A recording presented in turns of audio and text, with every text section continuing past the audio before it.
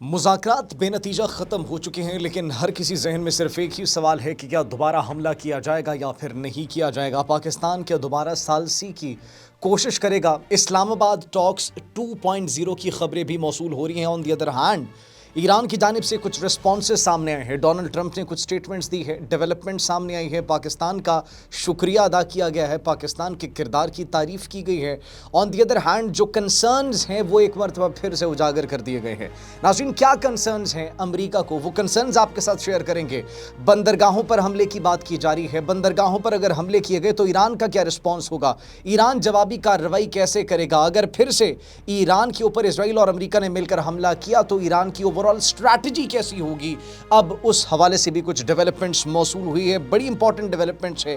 21 گھنٹوں کے مذاکرات بے نتیجہ ختم تو ہو چکے ہیں، لیکن کس کس پوائنٹ پر دباؤ ڈالنے کی کوشش کی گئی، کتنا دباؤ کامیاب ہوا اور کتنا دباؤ ناکام رہا، ان تمام تر پہلوؤں پر آج ہم بات کریں گے۔ آپ سب پر سلامتی ہو، انفولڈ پاکستان میں آپ سب کو خوش آمدید کہتے ہیں۔ ناظرین، سب سے پہلے آپ کو بتاتے چلے کہ ایرانی وفد پاکستان سے نکلا اور ایران پہنچ چکا ہے۔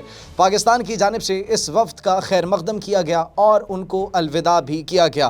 اس وفد میں Ishaq Dar, field marshal general Syed Asim Munir موجود تھے، اسپیکر ہمارے ایاز صادق موجود تھے، محسن نقوی وزیر داخلہ موجود تھے، اور ایرانی وفد کو بڑے اچھے طریقے سے ان کا جس طریقے سے استقبال کیا تھا اسی طریقے سے ان کو الوداع بھی کیا۔ ناظرین، دا کویسچن از کہ ایران اور امریکہ کے مابین یہ جو مذاکرات تھے، ٹیبل ٹاکس تھے، پاکستان میں اتنا بڑا ایک بریک تھرو، اتنا بڑا ایک پلیٹ فارم سجایا گیا، ایک میز پر لا کر دونوں فریقین کو بٹھایا گیا، لیکن کیا مذاکرات ناکام ہوئے؟ ناظرین، مذاکرات ناکام نہیں ہوئے۔ آپ بارہا یہ سن رہے ہوں گے، گودی میڈیا سراسر یہ جھوٹ پر مبنی پروپیگنڈا چلا رہے ہیں، مذاکرات ناکام ہو گئے، مذاکرات فیل ہو گئے۔ تو there is a big difference between the table talks and the agreement. مذاکرات ناکام نہیں ہوئے، جو ایگریمنٹ ہونا تھا وہ ایگریمنٹ نہیں ہو سکا، کیونکہ دونوں فریقین کو کنسرن تھے۔ This is what we have been telling you from the past as well, کہ مذاکرات کامیاب تھے۔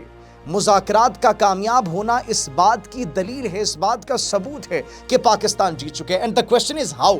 مذاکرات کیسے کامیاب ہوئے؟ ان اے سنگل لائن آپ کو سمجھاتے ہیں۔ دو فریقین ایک دوسرے پر بمباری کر رہے تھے، پاکستان نے ان دونوں کو ایک میز پر لا کر بٹھا دیا، جو دہائیوں سے ایک دوسرے کے دشمن تھے، ایک دوسرے کے اوپر حملے کر رہے تھے۔ This is the one for Pakistan. معاہدہ اب طے کیوں نہیں پایا؟ That is the question. ناظرین، تمام تر باتوں پر، تمام تر نکات پر ایگری کر لیا گیا تھا دونوں فریقین کی جانب سے، لیکن the main point of concern was جوہری پروگرام۔ ایران کے جوہری پروگرام کے حوالے سے کوئی بڑا بریک تھرو سامنے نہیں آیا، اور ان کو جو کنسرنز تھے امریکہ کو ایران کے جوہری پروگرام کے حوالے سے، اس پر ایران اب جو ان کے شرائط تھی، ان کے جو نکات تھے، وہ ماننے کو تیار نہیں تھا۔ اب ناظرین، ایران کے ساتھ ساتھ جو ڈونلڈ ٹرمپ ہیں، he praised Pakistan as well. He praised the leadership of Pakistan. He praised Field Marshal General Syed Asim Munir. He praised the Prime Minister Shehbaz Sharif. اس کے ساتھ ساتھ نائب وزیر اعظم اور وزیر خارجہ اسحاق ڈار، ان کی تعریف کی۔ And this is what he has been telling in his posts. تو ایران جہاں پر پاکستان کو پریز کر رہے ہیں، on the other hand Donald Trump بھی پاکستان کے کردار کو، پاکستان کی ملٹری اور پولیٹیکل لیڈرشپ کو پریز کر رہے ہیں، because all of this has happened because of Pakistan. The table talks, the agreements, and on one table, both of them were sitting. That's only because Pakistan provided the umbrella. Pakistan نے وہ چھتری فراہم کی جس کے تلے یہ دونوں فریقین بیٹھے، جس کی اب ناظرین امریکہ بھی تعریف کر رہا ہے اور ایران بھی تعریف کر رہے ہیں۔ That is what the world is expecting right now. جو پاکستان نے ناممکن کو ممکن کر دکھایا ہے۔ اب اسلام آباد ٹاکس 2.0 کی بات کی جا رہی ہے۔ آبنائے ہرمز کے حوالے سے ناظرین جو کنسرنز تھے، آبنائے ہرمز کو صرف اور صرف کہا جا رہا ہے کہ دباؤ ڈالنے کے لیے، اور اس کو مذاکرات کی ایک حکمت عملی کے طور پر پیش کیا گیا کہ آبنائے ہرمز کو کھول دیا جائے، وہاں پر کوئی سینکشنز نہیں لگائی جائیں گی، وہاں پر ٹریڈ جس طریقے سے پہلے گزری تھی اسی طریقے سے ٹریڈ گزرتی رہے گی، آئل کی امپورٹ ایکسپورٹ جس طریقے سے وہاں پر پہلے ہو رہی تھی اسی طریقے سے ہوتی رہے گی۔ ایران پر دباؤ بڑھانے کے اشارے اس وقت ہمیں نظر آ رہے ہیں، مل رہے ہیں ڈونلڈ ٹرمپ کی ریسنٹ سٹیٹمنٹس کی جانب اگر ہم دیکھیں، اور وہ یہ کہہ رہے ہیں کہ جنگ بندی برقرار ہے، ناکہ بندی کر رہے ہیں ایکچولی ایران کی، اور آبنائے ہرمز کو ایک مرتبہ پھر سے کھولنے کی جو ہے وہ دھمکی دی گئی ہے کہ اگر اس کو نہ کھولا تو پھر اس کے سنگین نتائج ہوں گے۔ ہوں گے. آبنائے حرمز ناظرین اگر نہیں کھلتا تو اس کے عالمی نتائج سامنے آئیں گے اور بہت سنگین نتائج ہوں گے پوری دنیا کے لیے. دنیا کے بیشتر ممالک کے لیے آبنائے حرمز اگر بند ہو جاتا ہے. خام تیل کی قیمتوں میں بڑی تیزی سے ہم نے دیکھا کہ اضافہ جس طریقے سے ہو رہا ہے یہ صرف اور صرف آبنائے حرمز کی بندش کی وجہ سے ہو رہا ہے. اس کے ساتھ ساتھ ناظرین اب ایران پر ایکچولی جس طریقے سے پریشرائز کر کے ان کو مذاکرات منانے کی یہ کوشش کی جا رہی ہے, ماہرین کا یہ کہنا ہے کہ یہ اس وقت صورتحال جو ہے انتہائی حساس دکھائی دے رہی ہے اور اعصاب کی اس وقت دباؤ کی سیاست ہمیں دیکھنے کو مل رہی ہے ایران کی جانب سے بھی اور امریکہ کی جانب سے بھی. اب ایک اور ناظرین جو خبر زیر گردش ہے, دھمکی جو دی گئی ہے اور ایک طرح سے الرٹ جو جاری کیا گیا ڈونلڈ ٹرمپ کی جانب سے. What is that actually? Donald Trump کیا کہہ رہے ہیں؟ ڈونلڈ ٹرمپ یہ کہہ رہے ہیں کہ ہم ناکہ بندی کر رہے ہیں. On the other hand energy infrastructure کو بندرگاہوں کو نشانہ بنانے کی بات کی گئی ہے اور 2 ہفتے کی جب سیز فائر ڈیڈ لائن ختم ہوگی تو اس کے بعد یہ ممکنات میں شامل ہے یہ بات کہ ایران کی بندرگاہوں کے اوپر اور انرجی انفراسٹرکچر کے اوپر نشانہ بنایا جا سکتا ہے. لیکن ایران کے جو سپوکس پرسن ہیں ان کے IRGC کے, ان کی جانب سے کیا سٹیٹمنٹ سامنے آئی ہے؟ محمد ابراہیم ذوالفقاری وہ یہ بات کر رہے ہیں کہ اگر ایران کی بندرگاہوں کو کوئی معمولی سا بھی خطرہ لاحق ہوا تو خلیج میں جتنی بندرگاہیں ہیں, خلیج عمان میں جتنی بندرگاہیں ہیں, یہ محفوظ نہیں رہیں گی. پھر رسپانسز ملیں گے, ریٹیلیشن ملے گی اور پھر کوئی بھی خلیجی ممالک کے اندر بندرگاہ ہم سے محفوظ نہیں رہ سکتی. And that is not a threat, that is a warning from Iran.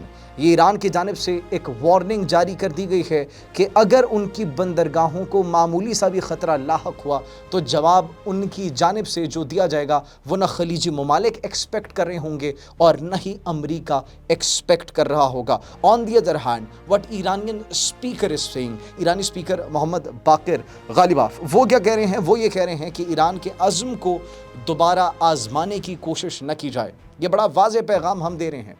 ہمارے عزم کو اگر دوبارہ آزمانے کی کوشش کی گئی تو پہلے سے بڑا سبق سکھائیں گے دشمنان ایران اور دشمنان اسلام کو. ہم اب پہلے کی طرح حملہ نہیں کریں گے. اس مرتبہ ہمارے حملے مزید مؤثر ہوں گے, مزید بڑے ہوں گے اور مزید بروٹل ہوں گے. تو ایران ایک طرف دباؤ ڈالنے کی کوشش کر رہا ہے, جس طرح ہم نے آپ کو بتایا کہ یہ اعصاب کی ایک جنگ ہے, دباؤ کی ایک سیاست اس وقت کھیلی جاری ہے اور بڑی اس وقت ایک نازک صورتحال ہمیں دکھائی دے رہی ہے, انتہائی حساس صورتحال ہے. اگر امریکہ کی سٹیٹمنٹس کی طرف دیکھا جائے, آن دی ادر ہینڈ ایران کی سٹیٹمنٹس کی طرف بھی دیکھا جائے, اعصاب کے اوپر دباؤ ڈالنے کی کوشش کی جا رہی ہے. لیکن فتح اسی کی ہوگی جو کہ قابو رکھے گا اپنے اعصاب پر اور جو کہ اہم فیصلے کرے گا. پاکستان نے جو رول پلے کرنا تھا کر دیا. اب پوری دنیا کی نظریں ایک مرتبہ پھر سے پاکستان کے اوپر لگی ہیں. پاکستان اس وقت دنیا کا ایک ایسا خطہ بن چکا ہے, ایک ایسا ملک بن چکا ہے جو کہ گلوبل پیس کے لیے سٹرائیو کر رہا ہے, تھرائیو کر رہا ہے.